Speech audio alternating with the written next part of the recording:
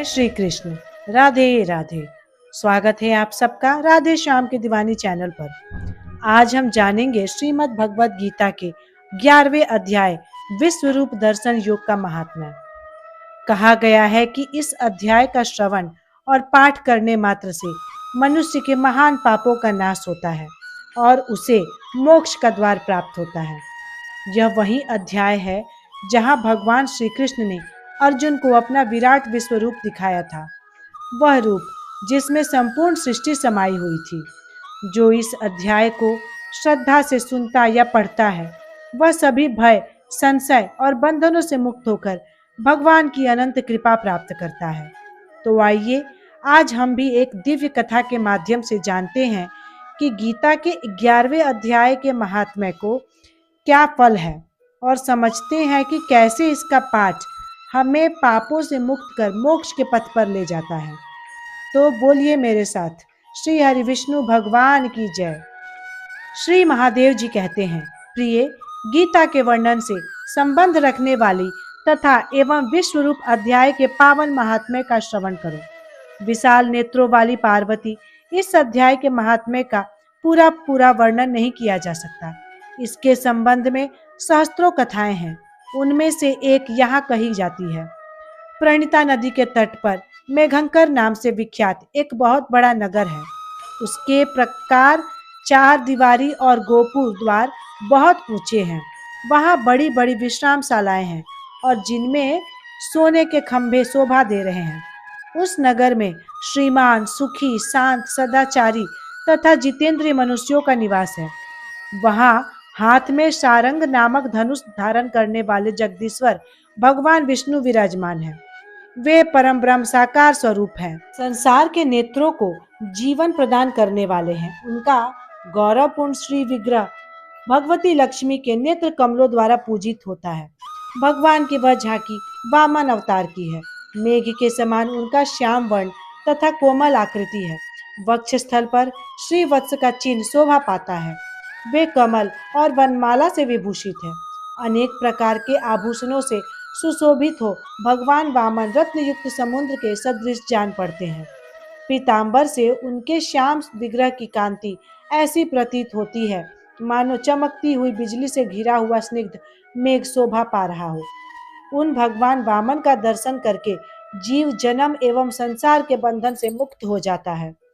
उस नगर में मेखला नामक महान तीर्थ है, जिसमें स्नान करके मनुष्य शाश्वत वैकुंठ धाम को प्राप्त होता है। वहाँ जगत के स्वामी करुणा सागर भगवान नरसिंह का दर्शन करने से मनुष्य 7 जन्मों के किए हुए घोर पापों से छुटकारा पा जाता है। जो मनुष्य मेखला में गणेश जी का दर्शन करता है, वह सदा दुस्तर विघ्नों के भी पार कर जाता है। उसी मेघंकर नगर में कोई श्रेष्ठ ब्राह्मण थे, जो ब्रह्मचार्य परायण, ममता और अहंकार से रहित, वेद शास्त्रों में प्रवीण, जितेंद्री तथा भगवान वासुदेव के शरणागत थे। उनका नाम सुनंद था। प्रिय, वे सारंग धनुष धारण करने वाले भगवान के पास गीता के 11वें अध्याय विश्व रूप दर्शन योग का पाठ किया करते थे। उस अध्याय के प्रभाव से उन्हें ब्रह्म ज्ञान की प्राप्ति हो गई। परमानंद संतोष से पूर्ण उत्तम ज्ञानमयी समाधि के द्वारा इंद्रियों के अंतर्मुख हो जाने के कारण वे निश्चल स्थिति को प्राप्त हो गए थे और सदा जीवन मुक्त योगी की स्थिति में रहते थे। एक समय जब बृहस्पति सिंह राशि पर स्थित थे, महायोगी सुनंद ने गोदावरी तीर्थ की यात्रा आरंभ की। वे क्रमशः विरज तीर्थ, तारा तीर्थ, कपिला संगम, अष्ट तीर्थ, कपिला द्वार, नरसिंह वन, अंबिकापुरी तथा करस्थानपुर आदि क्षेत्रों में स्नान और दर्शन करते हुए विवाह मंडप नामक नगर में आए। वहां उन्होंने प्रत्येक घर में जाकर अपने ठहरने के लिए उत्तम स्थान मांगा, परंतु कहीं भी उन्हें स्थान नहीं मिला। अंत में गांव के मुखिया ने उन्हें एक बहुत बड़ी धर्मशाला दिखा दी। ब्राह्मण ने साथियों सहित उसके भीतर जाकर रात में निवास किया। सवेरा होने पर उन्होंने अपने को तो धर्मशाला के बाहर पाया, किंतु उनके और साथी नहीं दिखाई दिए। वे उन्हें खोजने के लिए चले। इतने में ही ग्रामपाल यानी कि मुखिया से उनकी भेंट हो गई। ग्रामपाल ने कहा, मुनि श्रेष्ठ, तुम सब प्रकार से दीर्घायु जान पड़ते हो। सौभाग्यशाली तथा पुण्यवान पुरुषों में तुम सबसे पवित्र हो। तुम्हारे भीतर कोई लोकोत्तर प्रभाव विद्यमान है। तुम्हारे साथी कहाँ गए और कैसे इस भवन से बाहर हुए, इसका पता लगाओ। मैं तुम्हारे सामने इतना ही कहता हूँ कि तुम्हारे जैसे तपस्वी मुझे दूसरा कोई नहीं दिखाई देता। विप्रवर, तुम्हें किस महामंत्र का ज्ञान है, किस विद्या का आश्रय लेते हो तथा किस देवता की दया से तुम्हें अलौकिक शक्ति आ गई है। भगवान, कृपा करके इस गांव में रहो, मैं तुम्हारी सब सेवा शुश्रूषा करूंगा। यो कहकर ग्रामपाल ने मुनीश्वर सुनंद को अपने गांव में ठहरा लिया। वह दिन रात बड़ी भक्ति से उनका सेवा टहल करने लगा। जब 7-8 दिन बीत गए, तब एक दिन प्रातःकाल आकर वह बहुत दुखी हो महात्मा के सामने रोने लगा और बोला, हाय, आज रात में राक्षस ने मुझे भाग्यहीन के बेटे को चबा लिया है। मेरा पुत्र बड़ा ही गुणवान और भक्तिमान था। ग्रामपाल के इस प्रकार कहने पर योगी सुनंद ने पूछा, कहाँ है वह राक्षस और किस प्रकार उसने तुम्हारे पुत्र का भक्षण किया है। ग्रामपाल बोला, ब्राह्मण, इस नगर में एक बड़ा भयंकर नरभक्षी राक्षस रहता है। वह प्रतिदिन आकर इस नगर के मनुष्यों को खा लिया करता था। तब एक दिन समस्त नगर वासियों ने मिलकर उससे प्रार्थना की, राक्षस, तुम हम सब लोगों की रक्षा करो, हम तुम्हारे लिए भोजन की व्यवस्था किए देते हैं। यहाँ बाहर के जो पथिक रात में आकर नींद लेने लगे, उनको खा जाना। इस प्रकार नागरिक मनुष्यों ने गांव के मुखिया द्वारा इस धर्मशाला में भेजे हुए पथिकों को राक्षस का आहार निश्चित किया। अपने प्राणों की रक्षा के लिए ही उन्हें ऐसा करना पड़ा। तुम भी अन्य राहगीरों के साथ इस घर में आकर सोए थे, किंतु राक्षस ने उन सबको तो खा लिया, केवल तुम्हें छोड़ दिया है। द्विजोत्तम, तुम में ऐसा क्या प्रभाव है, इस बात को तुम ही जानते हो। इस समय मेरे पुत्र का एक मित्र आया था, किंतु मैं उसे पहचान न सका। वह मेरे पुत्र को बहुत ही प्रिय था, किंतु अन्य राहगीरों के साथ उसे भी मैंने उसी धर्मशाला में भेज दिया। मेरे पुत्र ने जब सुना कि मेरा मित्र भी उसमें प्रवेश कर गया है, तब वह उसे वहां से ले आने के लिए गया, परंतु राक्षस ने उसे भी खा लिया। आज सवेरे मैंने बहुत दुखी होकर उस पिशाच से कहा, ओ दुष्टात्मन, तूने रात में मेरे पुत्र को भी खा लिया। तुम्हारे पेट में पड़ा हुआ मेरा पुत्र जिससे जीवित हो सके, ऐसा कोई उपाय यदि हो तो बता।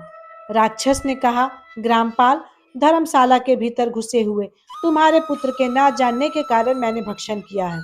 अन्य पथिकों के साथ तुम्हारा पुत्र भी अनजाने में ही मेरा ग्रास बन गया है। वह मेरे उदर में जिस प्रकार जीवित और रक्षित रह सकता है, वह उपाय स्वयं विधाता ने ही कर दिया है। जो ब्राह्मण सदा गीता के 11वें अध्याय का पाठ करता हो, उसके प्रभाव से मेरी मुक्ति होगी और मरे हुए को पुनः जीवन प्राप्त होगा। यहाँ कोई ब्राह्मण रहते हैं जिनको मैंने एक दिन धर्मशाला से बाहर कर दिया था। वे निरंतर गीता के 11वें अध्याय का जप किया करते हैं। इस अध्याय के मंत्र से 7 बार अभिमंत्रित करके यदि वे मेरे ऊपर जल का छींटा दे दे, तो निसंदेह मेरा साप से उद्धार हो जाएगा। इस प्रकार उस राक्षस का संदेश पाकर मैं तुम्हारे निकट आया हूँ। ब्राह्मण ने पूछा, ग्रामपाल, जो रात में सोए हुए मनुष्यों को खाता है, वह प्राणी किस पाप से राक्षस हुआ है। ग्रामपाल बोला, ब्राह्मण, पहले इस गांव में कोई किसान ब्राह्मण रहता था। एक दिन वह अगहनी की खेत की क्यारियों की रक्षा करने में लगा हुआ था। वहां से थोड़ी ही दूर पर एक बहुत बड़ा गिद्ध किसी राही को मारकर खा रहा था। उसी समय एक तपस्वी कहीं से आ निकले, जो उस राही को बचाने के लिए दूर से ही दया दिखाते हुए आ रहे थे। गिद्ध उस राही को खाकर आकाश में उड़ गया।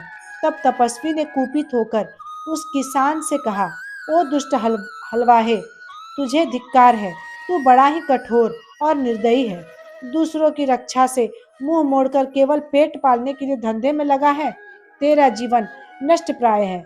अरे, जो चोर, दाढ़े वाले जीव, सर्प, शत्रु, अग्नि, विष, जल, गिद्ध, राक्षस, भूत तथा बेताल आदि के द्वारा घायल हुए मनुष्यों की शक्ति होते हुए भी उपेक्षा करता है, वह उनके वध का फल पाता है।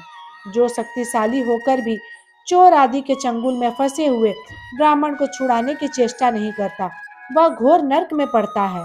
और पुनः भेड़ियों की योनि में जन्म लेता है।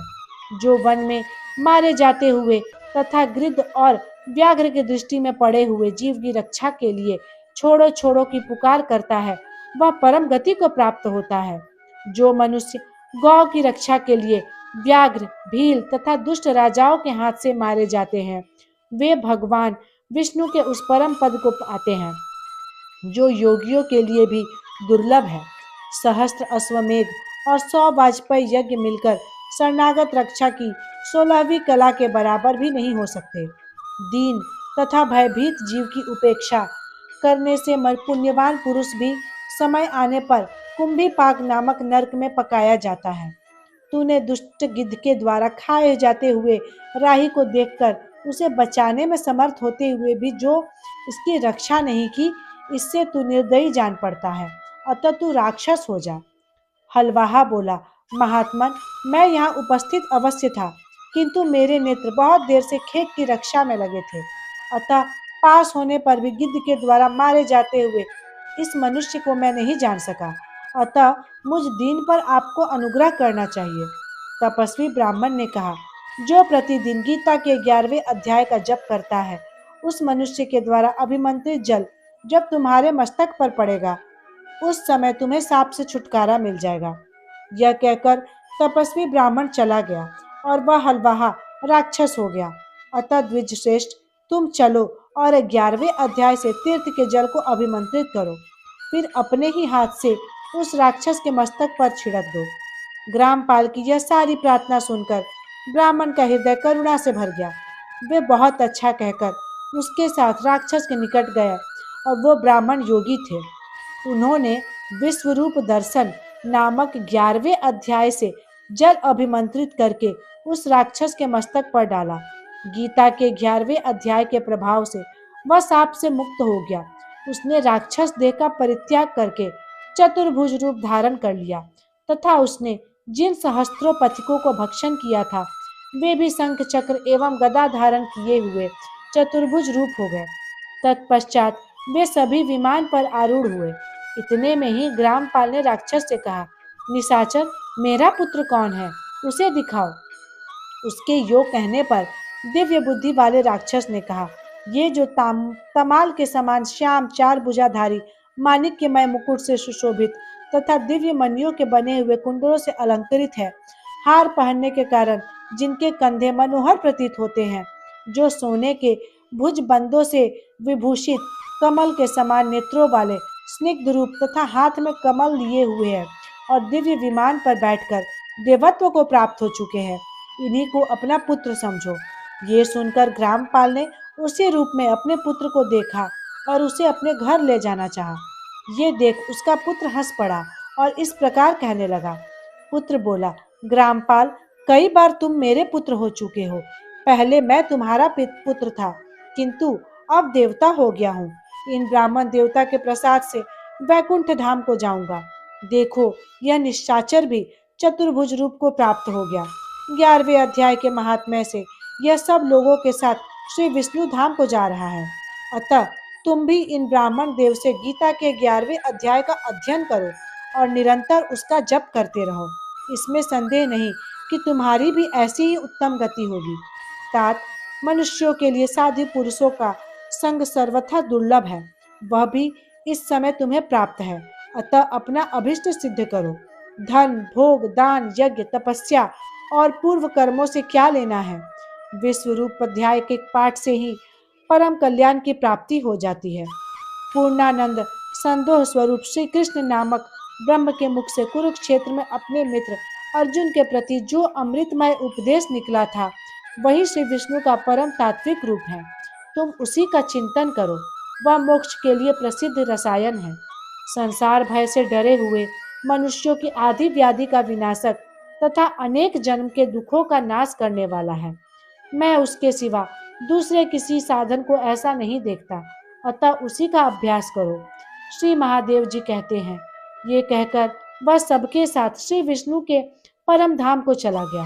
तब ग्रामपाल ने ब्राह्मण के मुख से उस अध्याय को पढ़ा। फिर वे दोनों ही उसके महात्म्य से विष्णु धाम को चले गए। पार्वती, इस प्रकार तुम्हें 11वें अध्याय की महात्म्य कथा सुनाई है। इसके श्रवण मात्र से महान पातकों का नाश हो जाता है। बोलो श्री हरि विष्णु भगवान की जय, भक्त वत्सल दीनानाथ की जय। इस प्रकार श्रीमद् भगवत गीता के 11वें अध्याय विश्व रूप दर्शन योग का महात्म्य पूर्ण हुआ। जैसे अर्जुन ने भगवान के विराट स्वरूप का दर्शन कर अपना संदेह और भय त्याग दिया, वैसे ही जो भक्त श्रद्धा से इस अध्याय का पाठ करता है उसके सभी पाप नष्ट हो जाते हैं और अंत में उसे मोक्ष की प्राप्ति होती है। ये अध्याय हमें सिखाता है कि भगवान सर्वव्यापक है, हर कण, हर दिशा, हर जीव में वही विद्यमान है। आइए इस ज्ञान को अपने हृदय में बसाएं और जीवन के हर क्षण को गीता के प्रकाश से आलोकित करें। अगर आपको ये वीडियो पसंद आया हो तो राधे श्याम की दीवानी चैनल को लाइक, शेयर और सब्सक्राइब करें ताकि यह दिव्य संदेश हर भक्त के जीवन में उजाला फैलाए। जय श्री कृष्ण। राधे राधे।